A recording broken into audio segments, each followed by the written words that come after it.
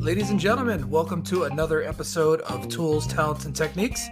I'm your host, Dustin Sutton, and today we have the honor of hosting a true luminary in the world of real estate, Mr. Herman Bulls.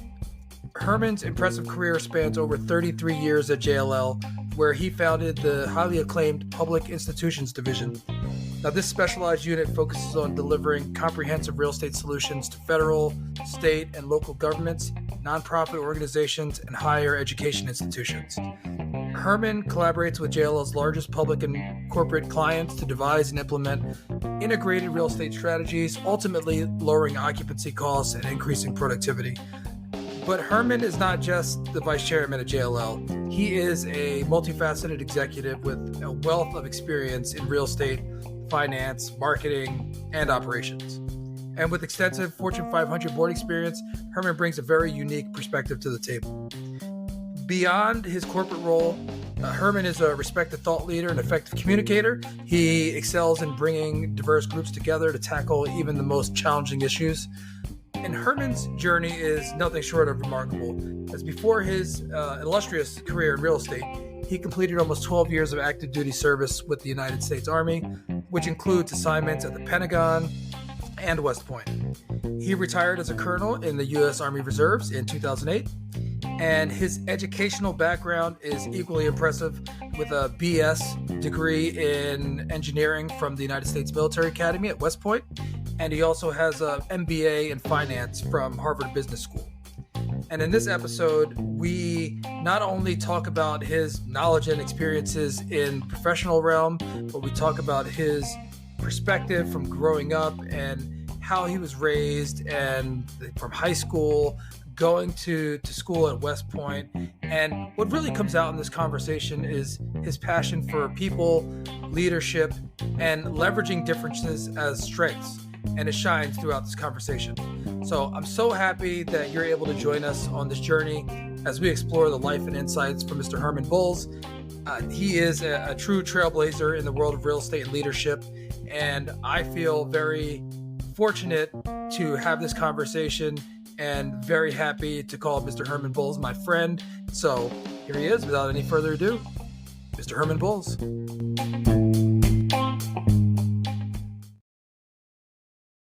Mr. Herman Bulls, thank you so much for joining us today. Dustin, it's a pleasure and privilege to be here.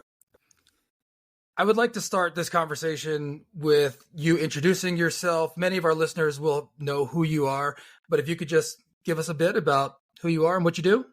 Well, I sometimes like to start it. I'm a country boy from Alabama. So just going back to being born in a little town. Actually, I was born in Florence, but raised in Sinistar, which is a suburb of Killen, which is a suburb of Florence. So I was really out in the country in the woods.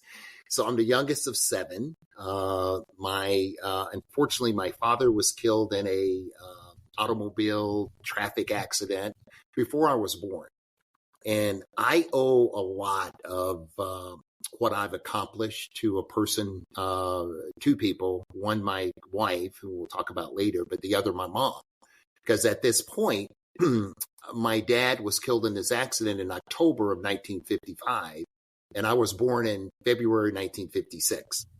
And at the time my father was actually killed in this accident, my mom was in another part of the county in rural Alabama picking cotton, to help support the family. And she was also pregnant with me. So you can imagine, and I lost my wife. I was just going to get that out there now. I lost my wife 2.5 years ago, and it was powerfully painful. However, as I thought about my mom's situation, 68 years ago, when she lost her husband, pregnant, 6 other kids, no education. And I found out later that there was like a $10,000, life insurance policy that came out of it. But that's a lot to handle. And the reason I talk about my mom as being a hero, over the next few years, she worked 3 jobs. She was a cook at a restaurant called Lakeview. She was a domestic, meaning she cleaned houses, primarily, exclusively wealthy white people's houses in the neighborhood. And she was a collection agent for the Atlanta Life Insurance Company. And many of your listeners may know that that's one of the first African-American insurance companies. I can remember vividly being in the car with her as she would go around, and people would pay like a quarter a week. I don't know, the gas you spend to go get it, but she would get all these coins and box them up and mail them to Atlanta. So during that process, however, Dustin, she went back to school and got her GED. And I remember I was probably second, third grade when she did that. And because I would go with her to the school down in Florence, and the janitor would be there at night, and he would open up the gym, and I would go in and shoot basketball hoops while she did her classes. And then after she finished the GED, she went to John C. Calhoun Community College, commuting round trip about 80 miles a day. She did that 3 days a week, by the way, while still working full time. Wow. And she became a licensed practical nurse, an LPN. And with that, we moved from the farm home that we lived in Center Star. We actually moved to Florence, Alabama, which is in Muscle Shoals area. A lot of people know it for the music. And there I was a lanky seventh grader, came in, was fortunate to make the basketball team, was a pretty good student. However, I will admit that we had a course, a session called deportment. And I would get C's and D's in deportment. And deportment was because I talked a lot Okay. from an academic perspective. And then I went on to the high school. Before you go on from that, when you were talking a lot, were you messing around, or were you just contributing? Just contributing, just a talker. And I'm going to talk about a concept I call connecting versus networking. And you're going to, that talking actually was good for me. And I'll get to that. Okay. I'll get to that just later. So then I go to the Coffee High School. And this is now, we're talking 1970. Okay. And this is, desegregation has started. And the high school I went to was 16% Black. Okay. And I go out there and I said, well, okay, I like sports. I'm going to go out for quarterback. And I went out for quarterback, and there I was, quarterback on the freshman team, which was a little different in the South because, Blacks at that time were not considered to be intelligent enough to play a position that requires thought. And so that occurred, went through the high school career, had just a phenomenal high school career that I'm thankful for in so many ways. Played 4 sports. 2 years I played track and baseball, and I had the high school record 6'3" and a quarter. I still remember it for the high jump, and finished third in the state my senior year. Ended up being the first Black starting quarterback on the varsity team, which caused some concern. And a sportscaster did a review, a big article on me and Coach K. We'll get to later. Coach K from Duke. Met him at West Point because I used to do play-by-play for Army basketball when he was the coach there. And when he did this story on me, he went back and talked to my high school coach, Buddy Moore, still living, retired Major General now, and asked him, say, hey, did you get any flack for starting Herman at quarterback? And I'd never even thought about it. And he said, yes, I did. But he went on and did, the right thing. And fortunately, I was also. And you never thought about that? Like even during that time? I really didn't. Wow. You think of athletics as being a meritocracy, which you want to win, it is, right? And I hadn't thought of it in that sense. And he answered the question honestly that he was, got some pushback. And fortunately, in addition to being the quarterback, I was a boys state guy. And here's the one I'll get back to that other question about me talking. I was also elected as the first Black president of the student council. And later in my life, I looked back and said, how have I been this salmon that swam upstream and made it through so many gates? And Dustin, this is where I got back to the point about me getting the D in deportment for talking. I have a theory that I think it's certainly proven true for me, that there is something called networking, which we all do. I give a lot of speeches. Kids line up at the end. Mr. Bulls, I want to network with you. Blah, blah, blah. And that's good. They should do that. Okay. However, networking within itself is very transactional in nature. You think of networking, I'm going to meet Dustin because Dustin can do something for me. And maybe I can do something for Dustin too, but that makes it a transaction. What I prescribe to in retrospect that I looked at from that junior high school when I got those D's in deportment was connecting. And let me tell you the difference. Connecting is when you will do something with or for someone without regard to what you're going to receive in return. I love that. And when you do that, you do something called connecting with people. When you connect with people, you form a relationship. And I'm a very relationship-oriented person. And a lot of the success that I've had has been a result of building those relationships. Yeah, I love that. I never put it in those quite words and differentiated the connecting versus networking, but I think that's spot on, and I really appreciate that mindset. Yeah. Before we go any further, first of all, I want to say I don't want to go past this. I'm so sorry to hear the loss of your wife. My condolences. I certainly appreciate it. I don't say it gets better. It certainly gets different. And we'll get to the point later in my life. I met her, my first assignment in the Army after finishing West Point. And, we were married a year and a half later. And that she's a phenomenal lady, presidential appointee, Pentagon named a fellowship after her. Kimberly knows we just, my family just endowed the diversity and inclusion conference at West Point, named after primarily her and my family. So she was just a phenomenal individual. Yeah. Well, so and again, I just didn't want to look over that point because I know in you and relationships and how much, family and relationships mean to you. So I want to make sure I got that across. Going back to you having all the success and you're like, oh, I was the first quarterback and playing these sports and playing basketball. You also mentioned that you were the youngest of 7. Is there anything that you gained that confidence going forward to want to try out to be the quarterback or to want that? Was there anything else that you saw besides what your mother's influence? Was there anything else that you saw? When you're the youngest and, they're either shucking corn or need a magazine or need somebody to go get the mail, it's always, and my nickname, I'm going to put it out there. Most people know it was Toby. Toby, Toby. It's like, Toby, go do this, Toby, go do that. So so you were accustomed to sort of taking orders, so to speak. And I just think maybe, and by the way, I told you out of these 7 kids, and I'll go back to my mom now, 6 of those 7 kids finished college with 11 degrees. Wow. So the foundation of that from where we started is just phenomenal. So something was embedded in all of us.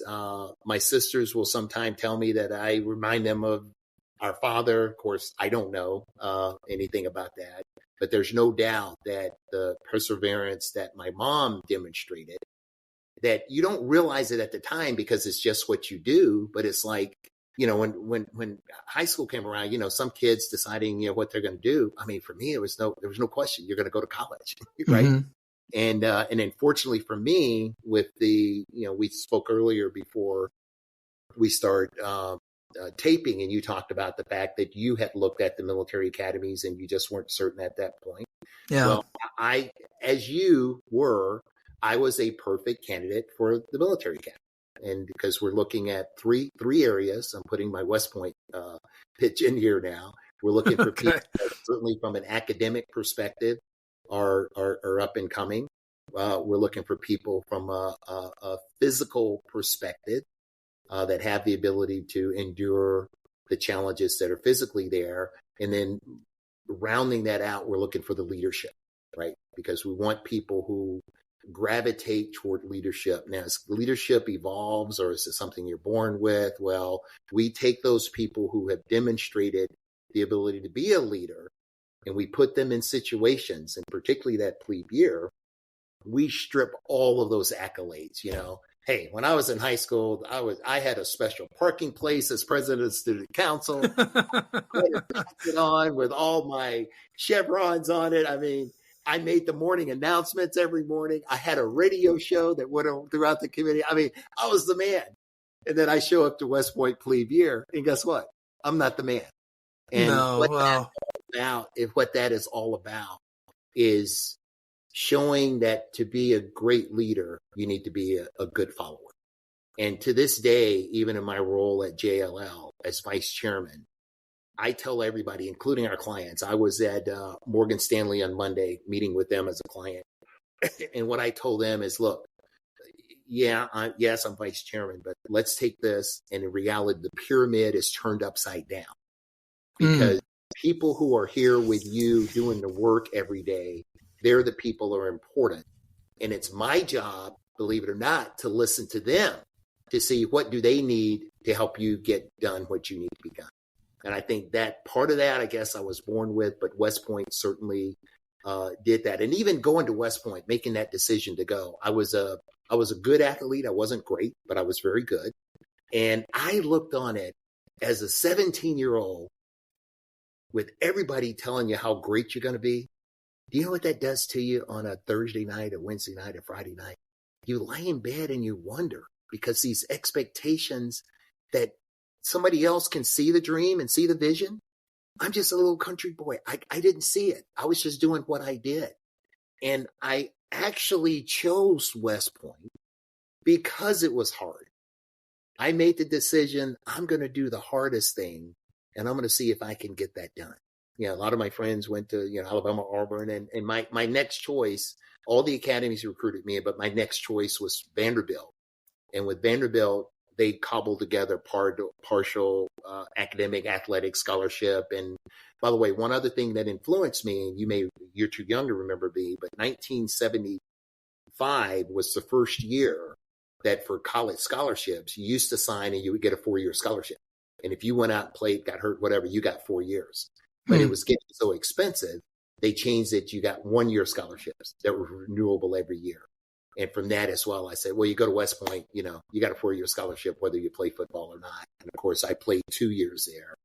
And then, partly my abilities ran out on me. And the other part, I concentrated on academics because I determined probably my sophomore year that I wanted to go to Harvard Business School. So I set another goal. Well, so when you were making that choice to go, and you said there was a couple of different places that you were looking, including Vanderbilt, was there somebody in that I will call the recruiting process that explained to you how hard it was going to be? Did somebody lay that out for you, and you were like, "Oh yeah, that's what I want"? One individual who, Homer Smith was the head football coach, and many of your listeners may know. He was a graduate of Princeton, coached at UCLA, coached at Alabama, and great academic guy. And what West Point did every week, starting my junior year, when they started sending you the recruiting material, they would send something every week about a West Point football player and what they were doing now. So you had Pete Dawkins, you had other CEOs, you had, generals, and it was like, so they painted a picture of kind of what could be. And the person that helped personally recruit me was a guy by the name of Gary Still. And many of listeners will know his daughter, who is Sage Still, the former ESPN correspondent. And Gary was the first Black letterman to play football at West Point. And was actually drafted, he graduated in 1968. He was actually drafted by the Detroit Lions, but he went on in the Army and spent a 20-plus year career at the Army. But he was back at the academy coaching, and he calls me Herm. He said, Herm, this is a good opportunity for you. And the combination of the fear I told you I had from, maybe disappointing others and more importantly myself, and wondering, what do I do? I didn't really realize, and I'm not certain I had that much talent, but whatever talent I had, I don't think I really realized it, because I told you, being the student council president, I wasn't one of these uppity student council presidents. Now, I'll tell you one of the challenges that was there to an extent, and it was particularly back in the 70s. Some of the black students would call me an Oreo. And you know what an Oreo is? Okay, the Yes, idea I do. that you're black on the outside, but you're really white on the inside because you talk to everybody, you know. And I'm certain there's some kids out there that have that challenge right now. And I cannot tell you that didn't impact me. However, I had the perseverance to say, you know what? I'm going to be kind, thoughtful, and connect. I didn't have that vernacular then, and connect with everyone. Because I can tell you, I could not have been student council president if I had gotten 100% of the black vote, which would have been 16%. Wow. I did the math. When you think about these moments, especially in high school, and then your experience in West Point, I want to go on to your decision about what your major was and how you determined the next steps in your path. How often do you think about this? Because I know West Point has a major part of your heart and your mind and what you do. Would you say that was the launching pad for you for your success? Would you say that? I don't want to put words in your mouth, but I understand what you're saying. I think maybe the launching pad that gave me the confidence to really go was with a guy named Joe Hollis, who led my high school, Coffee High School, to the state championship in 1964. He was the freshman coach. And remember, this is 1970, 69, 70. And he chooses me to be the freshman starting quarterback. Okay. Which, it caused a little bit of a ruffle, so to speak. But, that's only freshmen. Those are not the guys that are under Friday Night Lights with the TV show on Sunday. I mean, this stuff in Alabama football is real. Okay. Yeah. And I think, and Dustin, you're asking me that question is really making me think. I think when I was selected the 9th grade year to be, kind of a class favorite, that was okay because I had been popular. But to be selected as that quarterback, I think I got a little extra oomph for that. You know what I'm saying? And without hopefully the ego to go with it. And I tell everybody, and particularly for black people, and more particularly for black men, there is a fine line between confidence and arrogance. And I tell people, you want to go up to that line, and here's your problem. That line changes depending on the circumstances that you're in. Because when you come off as arrogant, people are not going to want to see you succeed for no matter what your talent is. But when you come off as confident and a concerning person, people want to help you succeed. So even though West Point, there's no doubt, has played a critical role, I think what gave me that spark was back in the 9th grade when, the depth chart was put out and Bulls, you're starting at quarterback. And that just is like, wow, okay, I can really do some things, huh? Yeah. And then from there, just through high school, it finished. And there's no doubt that I called West Point kind of the finishing school for taking this confident guy. And one of the things I'm almost happy about from my athletic skill, I was good, but I wasn't good because of natural talent. I was good because I had to really, really, really try hard. And that part transferred, I think, into my professional career. A couple things that you touched on there. First, I want to say you saying that, and that somebody giving you the ball or giving you the opportunity, or not even giving you, being afforded the opportunity to start there, like how much of an impact that you see that makes in your life. And as I coach and mentor some, younger kids and, my kids in their sports and things, like how much that can mean to somebody to actually put that trust in them. And to hear you say that is giving me chills, because that just motivates me to really start thinking more as far as like positive reinforcement and recognizing talent and effort in people and giving them the opportunity, because what that can mean to somebody in their life, in their career, is immeasurable. That's the deep end. Um, Well, remember, and Kimberly's heard this so many times. I ended my speech at Morgan Stanley on Monday with this. People will forget what you say. People will get what you do. People never forget how you make them feel. mm-hmm. And that is applicable in so many times. So getting the ball, quote unquote, put in my hand made me feel good, gave me that confidence that, you can be somebody. I mean, Yeah. I look, I don't know what would have happened if I hadn't been, the starting quarterback freshman year. Yeah. Who knows what would have happened, but that was just one thing that was the precedent to doing some of these other things. Because look, when I became a freshman quarterback, I mean, the quarterback walks around the hall, you're a popular guy, so Yeah. it helps on so many ways. Well, so another thing I wanted to make sure that I put a pin in here was that you talking about the confidence to the line of arrogance. And one of the things that I've realized a few years ago is that balance of confidence and humility is the sweet spot, right? Like confident enough that you can handle it, but humble enough that know that you can't do it alone, and that it takes a team to do that. And that's one of the reasons I was so excited to have this conversation with you, because every time that our interactions and what I see you doing, like you have that balance, and I'm like, tell me about how you got there. Like, tell me about how this was instilled in you. I haven't always been successful with it, even though I think I tried. And I have another theory that I talk about is going from being a pet to threat. And for all of you listeners out there that are in the corporate world or in any organization, I think this is important. And a former CHRO at JLL kind of, I marketed this from her, and I told her I'd always let people know that I got it from her.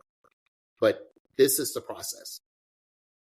When you start in an organization, particularly as a woman, I'll say anybody that's different, okay, and particularly for me as the Black male, you come in because my credentials on paper, they look pretty good, right? So maybe somebody would want to be associated with it. And you come in and say, oh, we've got one, and I'm going to help them make it. So you're my pet, and I'm going to just help you get along.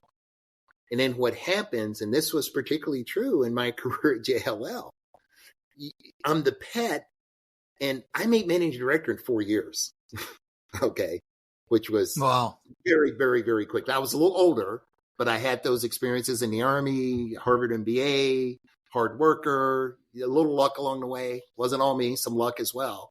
But then as you go up, all of a sudden, the individuals that were your pet, you were their pet, and they wanted to help you, all of a sudden, you're what? You're a threat. Mm-hmm. And either, I think it's more subconsciously than anybody consciously doing anything to say, I'm going to, turn over your wagon. But that's something that people need to be aware of. As you go up the ladder, you are going to be more of a threat to people. And when you become a threat to people, this whole thing I talked about connecting, and you want people. Now again, the connecting doesn't mean that you, kiss up to somebody and you're not your authentic self. You've got to have your values, your vision, and your goals that you're going after. You have to be consistent with those. However, in the process of that, as you go up the ladder and other people kind of see you go by, some are going to be very, very happy for you. And some subconsciously or even consciously are going to be, all of a sudden, what does that confidence become? It becomes arrogance. Okay. And I've experienced that in my career, and I learned how to, shake and bake to do it. And fortunately, I'm in a position now, particularly on all the boards that I sit on, that I can talk about those things about executives in the boardroom and raise that question up, because it's a personal experience that I've had. And it's just good to be able to part with that knowledge to others, and they go, I never thought about that. Have in your experience, from what you said about your upbringing with your mother, and then in high school with the coaches, and then in West Point, and then I want to dive more into your professional career as well, but has there been any consistent themes that are just reinforced, like something that your mother said or did? I know there were plenty of examples, I'm sure, but Yeah. then you go to West Point and you're like, oh, yep, there it is. Like, I'm glad I was prepared for that. And then that theme continued. Was there anything specific that you can think of? Well, this is a good point for me to talk about. I talk about 6 attributes for success. Okay. And I'm going to go through them very quickly. Interpersonal skills. And that really means being a continuous learner so that you're comfortable in any environment. You should be comfortable talking to the janitor. You should be comfortable talking to the CEO. You should be comfortable talking to the general as well as the private. Okay. So those interpersonal skills, not personality dependent, but really knowledge based. Okay. The next one is analytical skills, right? And we should all get feedback from people that we are around, both above, beside, and above us, below us at least. And that's that ability to be a good judge of and make good decisions. Analytics, quantitative as well as qualitative, which, by the way, the higher you get in an organization, being able to do a spreadsheet, it's important that you understand the outputs, but you're going to be doing more qualitative judgments. Sure. What about this person? Who should get this position? Which market should we go to? Should I go to Dallas first or San Francisco, and why? So those qualitative things. The next one is risk taking or entrepreneurship. Okay. Tell people all the time, you can go right down the middle and you can be in that 68%, and that's great. However, what color is your parachute? In order to be kind of more than just average, you got to take risks at times. And we don't take risks. I've jumped out of airplanes. You don't jump out of an airplane without a parachute. Okay. So the issue is take risks that are can be mitigated and have your mitigating factor, but don't be afraid to take the risk. And I'll talk about some of the things I've done later. Then leadership. Leadership is just critical. And I define leadership as the ability to help a group to accomplish a common goal. So you got to articulate it. You got to put a vision for it. Then you got to motivate people to go and get it and work with you to get it. So that's critical. And I'm saving the one from my mom for last, but I normally end with passion because all of those things encompass passion. And when you've got passion, people are attracted to you. People are happy to be around, and you just bring a certain bit of light to the situation. And the one that you talked about and my mom is communication skills. Okay. And that comes in 3 forms, primarily when you speak. And all of us, and I tell you, you don't know how many times in my life I've spoken to people on the phone, then I go meet them. I'll never forget one time in New York City, and the assistant looked up. She said, "Oh, I didn't know you were." And I said, "Oh, so tall and handsome." I just said it like that, and she just turned red because it was like she didn't, based on my dialect or what she didn't know I was Black. So your speaking ability, and particularly for those young listeners out there, I know we do a lot of BYOB and BFF and all that good stuff. Learn how to write. Okay, it's critical, and of course we've got APT now to do some of it for us, but writing. And this is the one, Dustin, from my mom. She said, you have 2 ears and 1 mouth. Think about using them in that proportion. Yeah. Use them accordingly. Yeah. And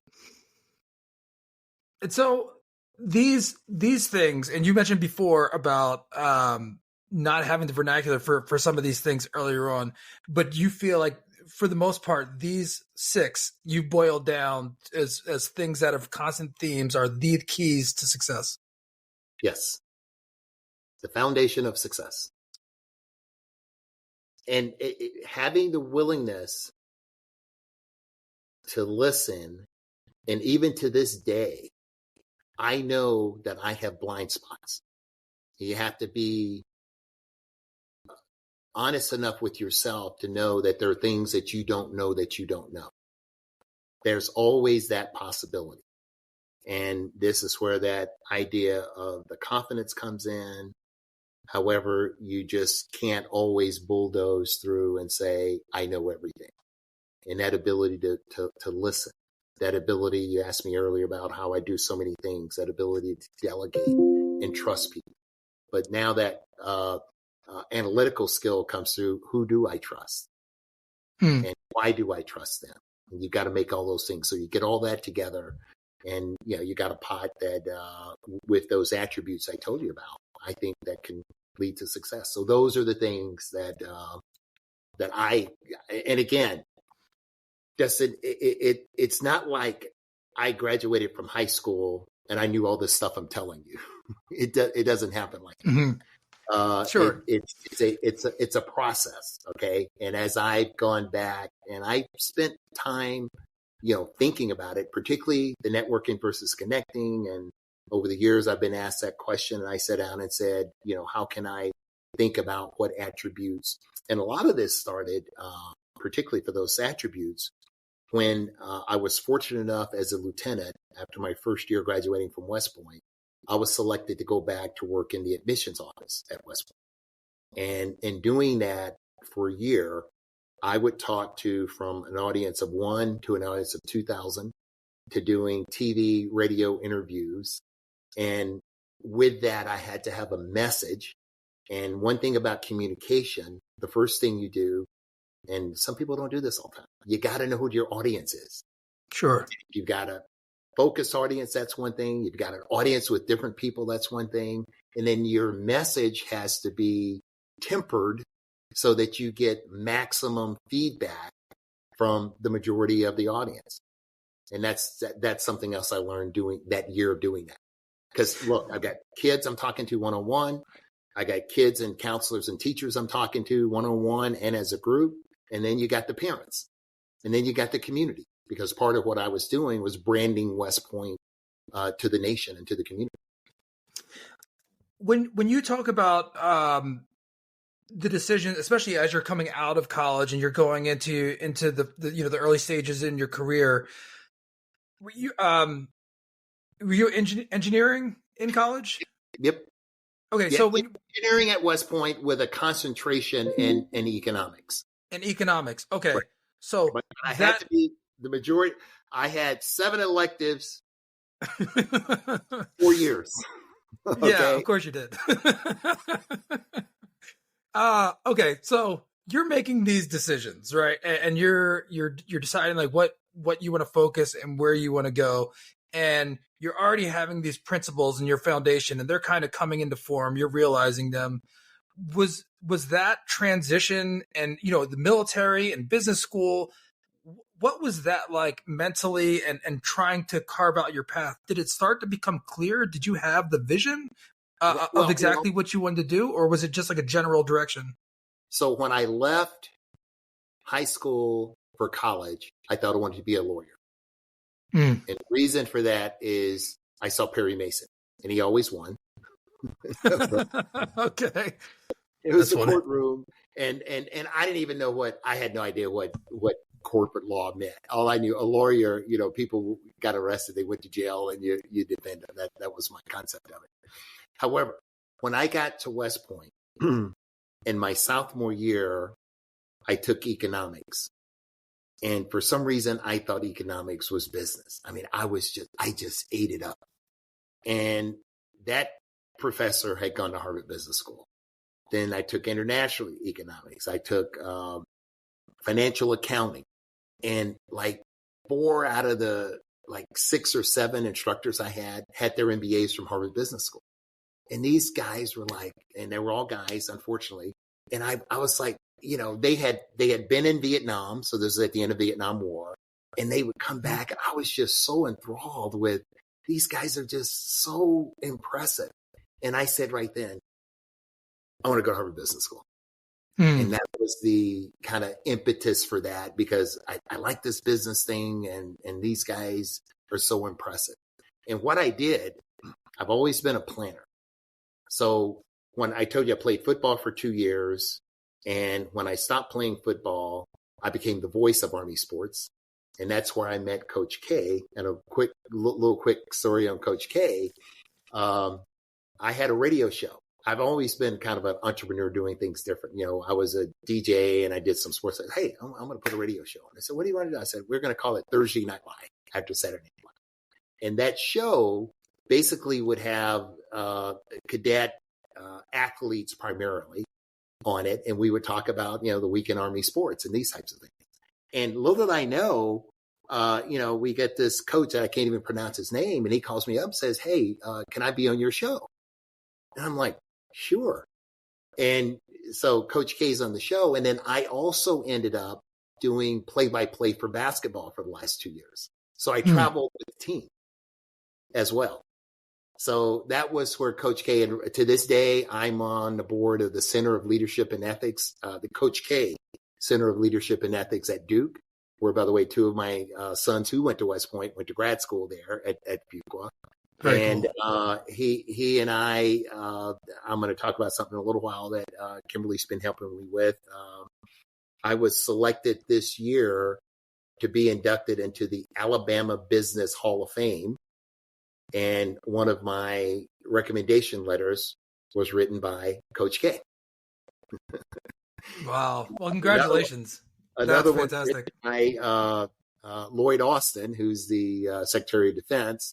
And I'm really proud that I'm actually a member of the Defense Policy Board, which is the civilian group. There are about 18 of us that advise the Secretary of Defense on our defense policy and posture. The former head of that group, I'm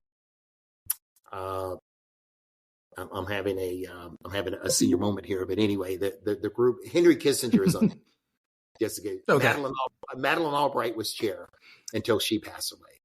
John Ashcroft, who was former defense secretary. We got generals, admirals, ambassadors. John Huntsman is a member on it. So these are those times, and I just had a meeting 2 weeks ago. I mean, we're in the Pentagon. We get the most highly, technical and classified briefings on what's going on in the world, and we process information. We give the defense secretary time back. So I know I'm getting a little off subject here, but it still got to that point of having the opportunity to do so many things and be with so many people is a little bit of a zenith for me at this point in my career.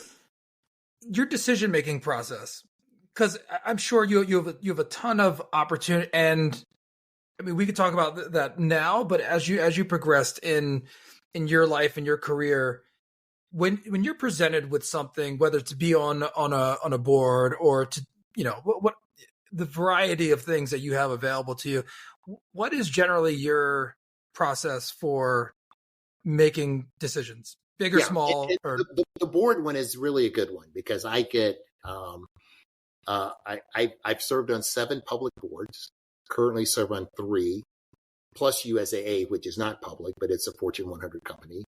And so probably in the last 2 weeks, between private and public nonprofit boards, I've had two inquiries. Okay. And what I generally do, particularly for the board opportunities, the first thing I do is, does this organization, whether a private company or not-for-profit or whatever, represent what I see as a brand that I want to be associated with? Okay. The second thing is this something that I can really get jazzed and get behind? Can I get motivated to get behind this? Okay. Then the third thing, if those 2 gates are passed, who are the people that I'm going to be interacting with? Remember, I'm going to be consistent. I talked about continuous learning earlier. Yeah. Okay? We need to do that every day. And I'm looking to be a continuous learner every day. And then if that passes, then it really comes down to what are your meeting dates? Because boards kind of have dates that meet kind of the same day every year, every quarter.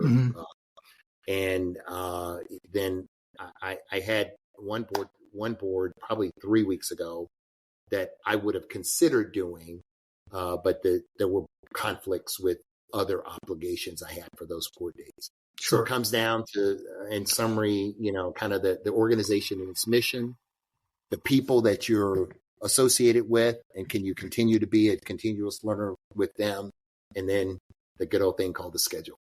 Yeah. Well, and I feel like over the years, you must have a pretty good feel of what feels right. And you said, can I get jazzed about this? Is this something that I'm going to get energy from? And we talked about before, the passion, right? As one of your 6 fundamentals, and you're going to have passion for that. And the people are you working with do they have passion for it too? Or are those things going to align? Well, it's interesting you say that. So the board, I'm chairman of the board of a company called Fluence Energy.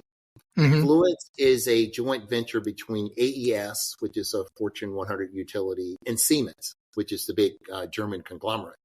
And they had asked me to consider being on their board when my wife was still living. My wife had cancer, so we knew it was unfortunately pancreatic cancer, which is very, very deadly. And I told them, I said, hey, I can't think about this now. I was her caregiver, and that's where my focus was going. And when my wife passed, they called one at a time. I said, yeah, okay, I'm interested. I'll talk to you. Then when I went in to talk to them, Dustin, they said, we not only want you to be on the board, we want you to be chair of the board. This is a company that we're about to raise $1 billion on the NASDAQ, go public, and do things. So we're in the battery energy storage space. Okay. So we basically take renewable energies, put them in batteries, and this is on industrial scale. So we could help the utility continue to operate for 4 to 5 hours, in this, and by the way, so I looked at that. You talked about how do you make those decisions? And I told him, I said, you want me to try? I don't know anything about energy. And the response was, we have people on the board that are experts in energy. And I think this is a lesson for everybody out there. We're interested in you for your leadership skills. Wow. Okay. To herd the cats, so to speak. And so next month, I'll be coming up on my second year as chair of this company. Again, we raised $1 billion, obviously had to get through everything with COVID. The technology is continuing to change. It's an international company. I've got a board that's of international people. We've had to make some tough decisions that, the buck stops, and I'm accustomed to being on a board, and you look up on the board and you at least get your chairman there, and everybody is kind of accustomed to kind of having a boss. And certainly my boss in this situation are the two major investors and just to say the shareholders. Mm-hmm. But that old saying that it's lonely at the top, I mean, there's some truth to that. You build upon all of your experiences, and you have to make sure good decisions are made. And that doesn't mean you make all the decisions, but you have to use your wisdom. And you may have an idea how things are supposed to go, but I don't start the meeting by saying, hey, this is what ought to happen. It's just the opposite. You want to get that feedback from the team. And let me tell you, as a chairman, you get rated by the people that you supervise every year. Okay, so that's another thing. And it's a good tempering process to say, how are you helping us achieve the mission, value, and goals that we put out? So, well, that's commendable and reassuring to hear you speak in the manner that about your responsibility. I think in many cases, it's not uncommon that, people see the disconnect between, what's happening on the ground and the people at the top. And a couple of things that you said, track well with this, like about turning the pyramid upside down and the responsibility, and you having that knowledge and wisdom to say, no, these are heavy decisions. I need to really think about this in a holistic and rely upon the experts in there. And I think that is why exactly what you said about leadership. We have people that know about the energy. We have people that know about this, but you want people in a position of authority that are going to be thoughtful and take into account all those experiences to make those decisions. I'm fortunate. Yeah. Something that I can't believe we haven't even touched on there. When did you get into commercial real estate? We talked about everything. Yeah, we talked about everything. So the next thing I remember one answer I was going to give. Graduated from West Point. I told you I wanted to get an MBA. Okay. And Harvard was I thought my choice. 2 years out of West Point, what I did is I applied to Yale and got accepted. And then my wife and I, we were married. We were going to Korea. And I said, okay, I just want to have options. I learned later at Harvard, options are worth money. Everything, an option is a value. So I said, okay, I'm going to apply to Harvard and Stanford. And I applied to both of them. and got accepted. And what I did for Yale, I said, I need a 2-year deferment. And I told Harvard and Stanford I needed a year deferment. And we went to Korea. We came back because I was making a decision if I were going to stay in the Army or get out. Because in the end, we made the decision to stay in the Army because when all my colleagues were eating pork and beans, I was actually in the Army and getting paid to go to grad school, and the Army paid for grad school in preparation to go back to teach at West Point. And very fortunate, my wife, while I was at Harvard, she was at Tufts, also being funded by the Army. And then we went back to West Point where I taught, and she was an admissions officer. And two of our, I think tell you before we went on the air, 2 of our 3 sons were actually born while we were at West Point. So how did the real estate game come around? So when I'm at Harvard, surprise, surprise, I'm my section president. So I'm in student government. And I got to tell you, at the middle of the second year, when they get the classes ready for the following year, they found out they were only going to have one section of real estate. I'm going to tell you, only thing I knew about real estate, that you buy a house and there's this thing called a realtor, right? I mean, I hadn't even thought about how these big, beautiful buildings get or produced. And as part of the student government, I was on the task force that was negotiating with the administration to getting another real estate section. And long story short, we got the other real estate section. And I'm sitting there, I'm saying, why are all these kids that have this background from, McKinsey, Goldman Sachs, whatever, and they want to take this real estate course? What is this all about? And of course, the tax rules back then were such that, everybody had a little extra money. You put in real estate because of depreciation rules, et cetera, et cetera. Mm-hmm. And I said, where there's smoke, there's fire. So I took the real estate course, and a gentleman named Don Brown, who was one of the principals at JBG, which was a big real estate company here in Washington, D.C. I never forget when he first came to campus.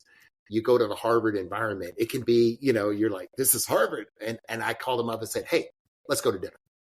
And I took him to dinner, and it was almost like a reverse mentoring. It was like I was the professor, whatever. I say, look, I think I know how you might be feeling. Let me tell you, you're going to be fine, and we're going to blah, blah, blah, blah. And I took his class, and I loved the course. I just loved it. And then when I went to West Point to teach, a group of us who were on faculty, one guy that was off faculty, we put a limited partnership together and bought a piece of land for $750,000. I'll never forget. And it was friends and family and blah, blah, blah. Long story short, the 1987 market crash came, and that didn't go anywhere. But however, one of the things in terms of relationships, me and my partners, we funded this thing for an additional 2 years, hoping that something would break through. So that didn't happen. I left West Point. I went to the Pentagon, and I got in the Pentagon. I was a captain promotable. And I just looked around and said, I don't know if this is what I want to do long term. So I went in and told the guy that I was working for, who, by the way, show you how serendipity works, who was the chief financial officer of the Army in essence. And I worked for him. And he later ended up being CEO of USAA. And do you know one board that I'm vice chairman of right now? USAA. Yeah. Relationships matter. So anyway, so I made that decision, and everybody coming from Harvard, what are you going to do? Consulting, real estate, or investment banking? And I looked at all 3 of them. I'm living here in Washington, and investment banking, you got to go to New York because there's nothing here but government relations. And consulting, it came down between McKinsey and this little firm called LaSalle Partners. And I'll never forget going to my interview with Stuart Scott, who was our chairman at the time. And I diversity wasn't as big of a thing then, but I told him I'm in this wood panel office, and they're on 10 South LaSalle Street, and he's going through everything. And I said, I haven't spoken to anybody Black through my entire interview process. And Stuart's about 6'6". Well, that's why we're talking to you. That was his answer. Oh man. Oh. And long story short, there were 13 partners. Okay. And I was interviewing to be in the development group. And this is when we were a partnership. I interviewed with 11 partners. Okay. You can say, oh my gosh, you're the black kid and they want to make sure you're okay. That was probably true. But I took that lemon and I made lemonade because all of a sudden, we only had like 300 people in the firm. And this guy named Herman Bulls in Washington, D.C., 11 of the 13 partners had interviewed me. And I had a project that had some problems. I got through that. And, and then the halo effect, blah, blah, blah, blah, blah. And that's how I was able to make managing director in 4 years. So the real estate came from what ended up being a failed the course at Harvard, the failed investment, and then me deciding, by the way, the reason it came down to McKinsey and LaSalle, I said, McKinsey, I'm going to be traveling too much. I'll leave on Monday and leave. I'm global services on United, so real estate requires a lot of travel as well. Yeah. But it's been great. I wouldn't change a thing. Wow. And you know what? I feel like all the things that we talked about before, and that's why I love having these conversations where it tracks like the confidence that you had and then the obstacles that you come across. You have the tools to either get through them, get over them, or get around them. And everything that you said about communication skills, leadership, collaboration, all those things come in handy when you do have those challenges that you come across. That's fantastic.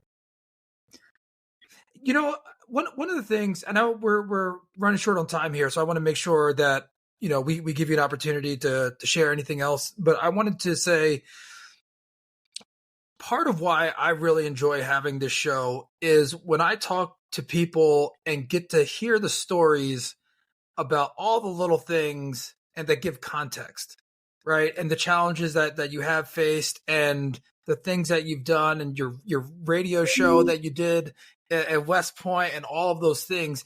It helps create a picture of who you are as a person and gives more context. Because sometimes, you see this beacon like on the hill and like, oh, you're this, I can't get there. And some of the listeners I know that are early in their career, I'm so thankful to be able to highlight you and the things that you've done to show people that, it's a journey. It's a journey, and you learn these skills, these tools. You use your talents and you find techniques to get where you want to go and can make a huge impact. So, I know you get plenty of awards and plenty of accolades, but I want to say thank you for agreeing to be on the show and share your story, because it does mean a lot to our listeners, but it means a lot to me as well. So thank you. Well, Dustin, I want to thank you and congratulate you for going out and doing this. And I'm going to tell you, I've been interviewed by quite a few people, and you've got some skill here. So you've got a great way of doing things. I want to thank you for what you're doing. And it's really an honor for me, and on behalf of my colleagues at JLL and the boards that I sat on, and then more importantly of all, my family. We talked about Iris, who I miss dearly. There's no doubt about it. And I've got 3 sons, Herman Jr. He also went to West Point. I said earlier, he went to Duke. He's a lieutenant colonel in the Army now, working out of the Army Enterprise Marketing Office. And his biggest claim to fame is he's the father of my 3 grandchildren, Connor, Quinn, and Kennedy. And of course, his wife, Jen, we're so happy to have her in the family. Then Nathaniel, my middle son, who's probably one of the better athletes. And if he'd been about 4 feet, 4 inches taller, I mean, he looks like, the muscle man now. He works out very well, but he went to Earlham College, and he's in the finance industry, works for American Express down in North Palm Beach, Florida. And of course, Jonathan, who was the youngest, and sort of like me, maybe he got roughed around and everything, and he was the best athlete in the family. He can find me in golf consistently, and that only happened like up to about 4 years ago. But he again played football at West Point and also went to Duke, and is now working for Microsoft out in Dallas in sales. And he and his wife Brittany, the best gift they're going to give me in the new year is we're going to get grandchild number 4. So we're waiting to see that. So look, what we do, if we have a purpose, and for me, the family is so important. And that ability, I mean, to this day, when I get a call from them, I take it unless I'm really doing something that can't be, and they know I'm going to get back to them. And I talked about the signaling when I was selected as quarterback. I think that signaling as a parent is very important. Let your kids know, despite the fortuitous success I had in my career, they know that I'm there for them. And this is a good opportunity to do another shout out for an organization that your listeners should be aware of called the Executive Leadership Council. And this is a group of, when I joined, it was probably the top 150 African-American executives in America. Now it's the top 800. And that organization, we're going to have our big gala here in Washington, D.C. next week. And I can't tell you how important that organization has been for me. Number one, in terms of, going through the corporate process, taking the process of how do you manage your life with some amount of wealth, and what's the difference and who do you talk to about it? And just having friends and knowing that within probably 2 phone calls, I can get to any CEO in America. Wow. Through that group and those friends. So those relationships, and it's going to come back. We started with it. I'm going to end with it. The relationships are just so critical. And I tell you, sometimes I told you probably the last time I pinched myself is when I was in defense policy board meeting, sitting here with all these luminaries. And, for a second you go, am I supposed to be here? And then you get back, yeah, I'm supposed to be here. And then you make a contribution that is appropriate. So I want your listeners to know that there is no secret bullet to it, and they should not feel that they can't go out and do these things. I have fears. I have failures. I have all of these things that everybody else listening to this has. But it's not about falling down and failing. It's about getting up. On that, Herman, thank you so much. Appreciate it. And appreciate you. And congratulations again on all your personal and professional success. Thank you.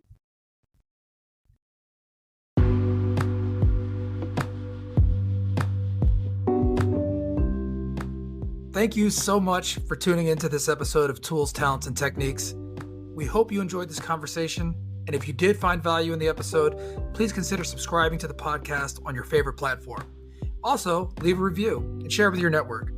We have an amazing lineup in the coming weeks and months, some of the most impressive leaders and some of the heaviest hitters in business, all of whom I consider making a positive impact in the world.